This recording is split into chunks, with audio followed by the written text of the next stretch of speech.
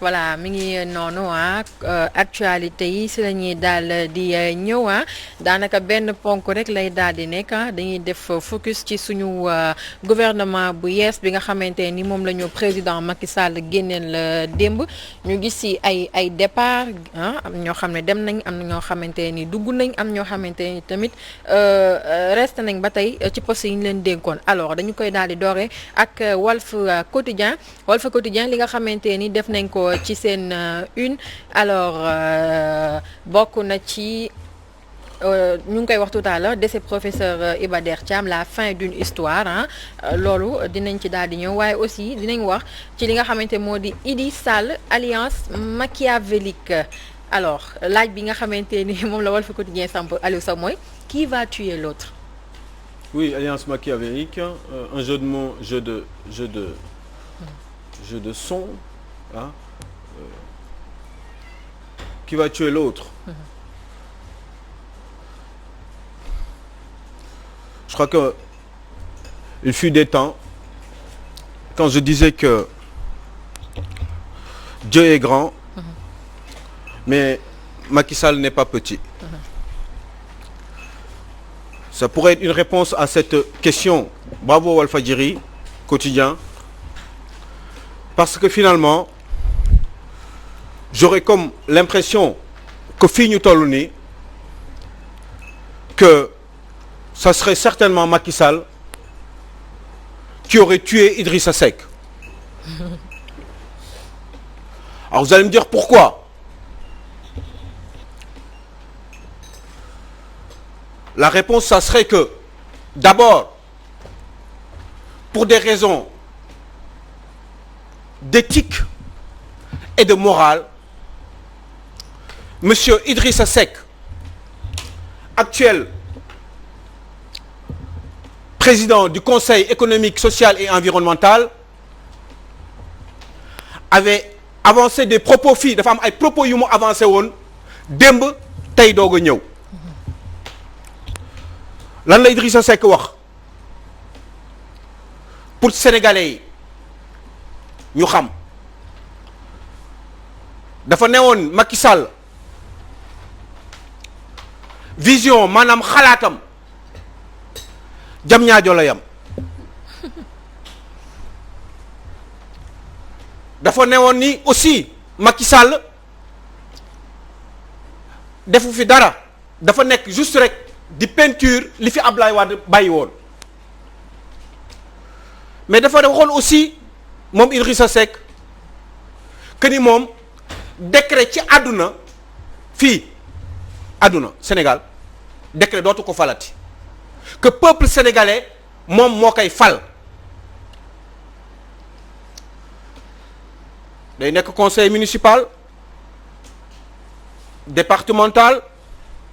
ou député à l'Assemblée nationale ou président de la République.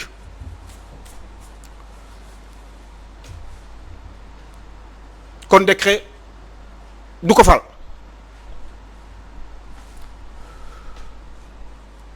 nee na Macky xamul dara nee na Macky mënul nee na Macky hasard la ci Sénégal kookee tey jii nii moo ñëw topp ci ginnaaw Macky Sall nekk troisième personnalité de ce pays waaw ana ngor ana waxu gor jàkkaarloog sa réew parce que réew mi moo ëpp importance Macky Sall peuple sénégalais moo ëpp importance Macky Sall quand bien même c'est une institution moom parce que il se contient dans ce peuple qu'est le Sénégal da ngay am lu la naqari torop d'abord parce que Idrissa Seck n'est pas forcément un messie parce que ñoom jaar nañ fi démb tey doog a ñëw moi je ne suis en rien contre un grand gouvernement de combat économique un gouvernement pour liggéeyal Sénégal je fais partie des premières personnes qui l'ont dit ici. Effectivement que ni dajaloo boobu war na mën a nekk pour intérêt Sénégal à la limite même je ne suis pas opposé à la je suis je pourrais comprendre justement ñu dindi fi ay limitations des mandats pour se concentrer dans le pays au bout d'un certain nombre d'années parce que ñun dañu nekk des pays où justement on doit marquer des priorités sur notre développement bokkuñu comme yeneen réew yi nga xam ne toll nañ ci benn niveau boo xam ne ay orientation rek moo leen di wutale mais sur l'essentiel ils sont d'accord mais ñun am na loo xam ne d'accord guñ ci ba tey te dañ ci war a d'accord mooy jiital Sénégal fenn kese mooy ci rampe développement te loolu dafa am ay détails yoo xam ne dañ ko war a régler d'abord parce que tolloowuñu ci ay multiples alternances qui n'en finissent jamais kon je suis d'accord et je pourrais être d'accord sur le principe de limitation des mandats ça ne veut rien dire que création occidentaux yi la qui ne sont pas du même niveau que nous en termes de développement donc je pourrais être d'accord pour cela waaye ni ñu koy defee man moo ma neexul parce que j'aurais comme l'impression dama tëdd guddi di xalaat toujours yow fajar di sangu di ko xalaat di dawal di ñëw di ko xalaat ma ne mais man Idrissa Seck lan la ko Macky Sall promettre lan la ko Macky Sall jox ci diggante bi parce que loolu peuple sénégalais yi war nañ ko xam Idrissa Seck sénégalais yi ñu bëgg a xam lan la Macky Sall jox lan la Macky Sall promettre et que yow say frais de campagne électorale yi nga xam ne moo fi amoon sa campagne bi nga def kan moo la ko fayal. dauphin bi ñu doon laam-laamee tamit. benn dugg ci. waaw ñaareel bi mooy yow ñaata la Macky Sall di jox par weer depuis bi élection présidentielle yi jàllee ba tey 2019 yow Khalifa Sall xanaa di nga reede xanaa di nga reetaan Mamadou Lamine Diallo ana ngeen Malick Gakou entre autres ana ngeen tey lan ngeen di wax pourtant daan naa leen wax mbir nee naa leen woon bu fekkee da ngeen bëgg régime bi changer il faut ngeen teg un programme solide clair net et précis ba nga xam ne dafay tenir compte de ces précédents comportements yi nga xam ne moom la les régimes précédents daan am ñu jéem a dindi lépp loo xam ne ñaaw na fi woon baaxu fi woon ñu jël ko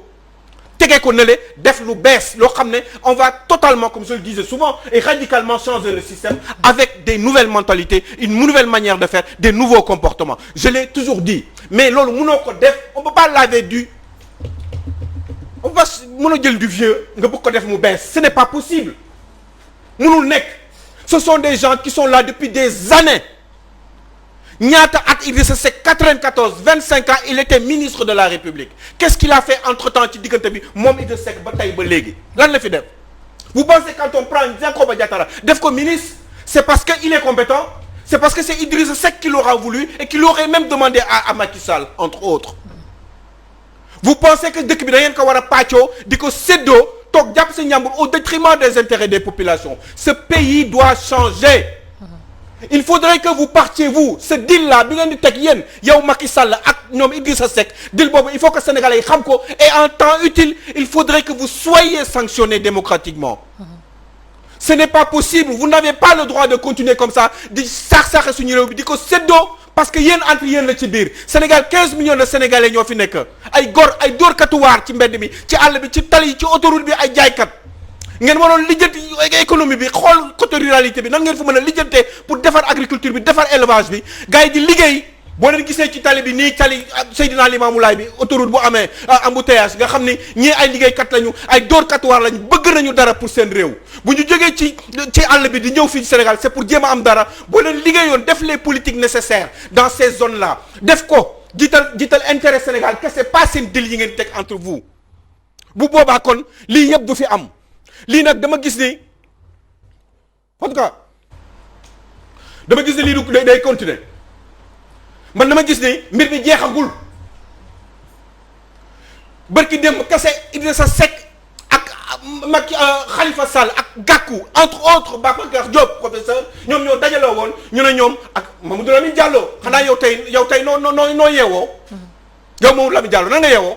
d'ailleurs Aliou Sow ñoom Khalifa Sall ñoom démb def nañ benn sortie sax wax que ni ñoom seen alliance ak Idrissa Seck mi ngi jeex au lendemain des élections présidentielles yi nga xamante ne moom lañ jógee donc lii ñoom concerné wu leen engagé wu leen ci dara ñoom waa camp Khalifa Sall démb sortie boobu lañ def mais Sow Poulo man ci li ma bëgg man loo xamante moo attiré sama attention depuis démb mooy Idrissa Seck ci élection présidentielle yi ñu jógee ci programme campagne électorale am li ci bokk na ci suppression conseil économique social et environnemental bi nga xamante moom lañ ko dénk tey parce que moom moo ne woon loolu amalul benn njariñ réew mi ñu retourné tey jël ko jox ko mu nekk à la tête de entité boobu noonu loolu mais yamul foofu kese mais yamul foofu kese ci programme kese yaa ngi dégg mais daf ko wax dafa ne man conseil bi amul benn njëriñ xaalis boobu ñu fay des budget boobu ñu fay des 7 milliards tey nga xam ne yow mi yow yaa koy téye yow Seck yow da nga ne woon xaalis boobu nañ ko jël dugal ko ci santé bi ci éducation yi dans les zones prioritaires yow yaa waxoon loolu yow te yow yaay toog ci biir conseil économique et social nangu loolu nekk président kuréel boobu nekk 3e personnalité de l'État du Sénégal. je tire vraiment le chapeau démb rek maa ngi koy wax je tire le chapeau à Macky Sall xam nga mënoon na ko jël tey jii jox ko beneen poste mais daf ko jël jox ko poste bi nga xamante ni moom Idrissa Seck moom la décrié woon pour décrédibiliser ko ci kanamu population sénégalaise en tout cas man ni ma ko jàngatee pour wan ni ko tey yow yaa waxoon lii démb mais xale yi tey dinañ la yóbbu vaar parce que bu ñu gisee démb vidéo yëpp nit ñi dañoo génnee kàddu démbam yi ak poste bi nga xamante ne moom lañ ko jox tey di ko dugal ci li nga xamante ni moo di réseaux sociaux yi mais en quelque sorte en matière politique vraiment fii Macky Sall wan na ko ni que maa la mën et que dinaa la yàkkal devant les populations. man dama la ci yokk man leen laa ciy wax tey jii politiciens yi dinañu nangu ne que ñoom seen baat seen kàddu jaratul dara. Sénégal non c'est honnêtement gis nga Sénégal ñu ngi koy yàq. dëkk bii dëkku ay kilifa la. ay ñoo xam ne bu ñu daan wax du deñ kilifa bu waxee du deñ parce que man lii man dëgg man comme ni ko Aliou Sow waxee man d'accord naa ñoom ñëpp ñu toog. voilà xam ñoom ñëpp ñu toog ñoom ñëpp boobu bu fa Idrissa nañu xam ne lii c'est pour travailler ñëpp ñu ne bon lii la objectif bi lii la waaye ay xoolal parce que moom il a dit depuis 15 mois ñu ngi négocier. xoolal ma loolu. kon ce qui veut dire ñaata la am ci négociation yi. ñaata lañ ko jox voilà c'est ça non mais. par weer lan lañ ko defal lan la ko Macky Sall jox. non mais c'est ak ban xaalis. ak ban xaalisu réew mi boo xam ne doyul. étudiants yaa ngi nii am ay difficultés école privée yi ñu la leen jox seen moom yi joxuñu leen seen xaalis moom lan lañ ko jox moom lañ ko jox et puis qu'est-ce qu'il fait lui c'est quoi son boulot depuis mu nekk dans l'opposition lan la def comme liggéey est-ce qu'il a payé des impôts yow Idrissa Seck fay nga impôt xam nga fay ban déclaration nga def quel est votre patrimoine xam nga Aliou Sow yaa ngi fàtte bi ñuy toog fii xam nga bi ñuy toog fii di wax dégg bi ñuy toog xool daa ngi bàyyi waaw d'accord lu ci fekk nag baax. léegi Aïcha ñu déglu. waaw d'accord non c'est que non sincèrement xam nga yéen a ngi gis nga silence boo mënee yaa ngi ba ci émission kii silence baa ngi nii. wa silence bii. lépp lan moo fi xew lu nekk xew na ci dëkk bi. Idrissa Seck waxul. mais dara non mais tappale. waxul tappale la non dañ ko doon pàccoo xam nga. voilà loolu la tappale la tontu naa la sax voilà tappale la tout de suite la première chose que je dis mooy Macky Sall Dieu est grand mais Macky n'est pas petit. loolu dafa am lu muy tekki. mooy c'est que moo leen mën du seen morom. waaye loolu du wax ni tey jii nii. tey Sénégal moo ma intéressé. je ne suis pas dans les stratégies du peuple Macky Sall moo leen mën ñoom ñëpp il a totalement radicalement mais alors comment le dire mais il a réduit. il a yàlla def na ko nag dama ne rek une chose est sûre c'est que ce pays là yéen moomu leen ko doo leen ko saax-saaxee te Sénégal dama bëgg ngeen jóg. dama ngeen jóg ngeen réfléchir ngeen ubbi seen xel ñii naruñu liggéey réew mi des fois damay am yaakaar tuuti ma ne xëy na mbir mi dina dox xëy na 40 ans 50 ans gars yi sonn nañu gars yi immigration ngeen ne bu leen dem xale yi duñ dem ngeen ne buñ dem yéen ni ngeen def nii ngeen ne xale yi ñu dem yéen ngeen xam ne ay narkat ngeen doo leen wax katu dëgg ngeen taxaw naan bu xale yi dem xale bu dem lu ñu def di bàyyi Salma mu daal di ñëw léegi ci rubrique on se donne rendez-vous demain inchallah ñu ñëwaat ba tey ci wàllum gouvernement bi rek inchallah na la yàlla may xolu muñ rek ñu daal di ñëw daal di dugg ci rubrique people